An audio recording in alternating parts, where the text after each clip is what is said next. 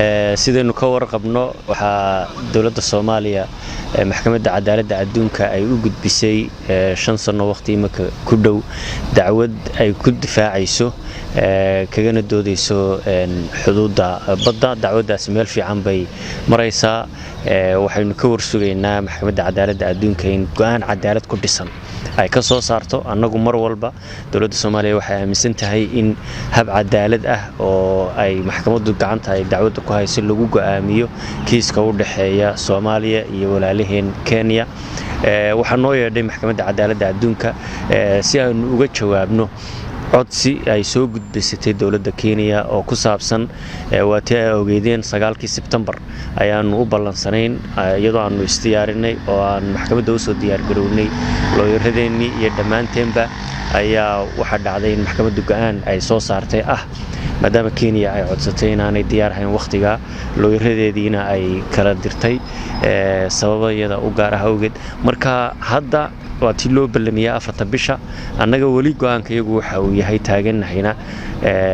dib u dhigaas maxkamaddu adduunka iyada go'aanka iska lahayd dib u dhigtay oo 4 bisha ah ayaa go'aanka iyaga difaacayaga iyo ku talagalka iyagu yahay taa inaanu ka jawaabno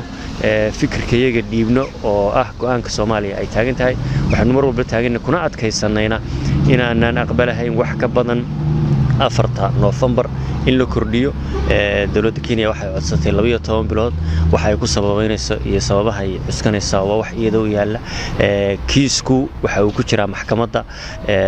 qaab socod ahaan iyo nuxur ahaanba in aan wax ka sheegno ma aha annaga fikirkayagii dawladda aan isla wada ogni dawladuna ogtahay waa cad yahay waa la wadaagnay maxkamadda isagoo qoraala iyo isagoo dood ahba waa dhiibanay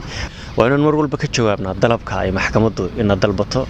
annaga haddaan nahay dawladda Soomaaliya iyo dawladda Kenya waxa u yeedhay maxkamadda adduunka si labada dhinacba ay u dhageysato waxay ku bilowday dhageysiga dhinaca Kenya iyo wafdigoodii iyo sharciyaqaanadkii dawladda Kenya oo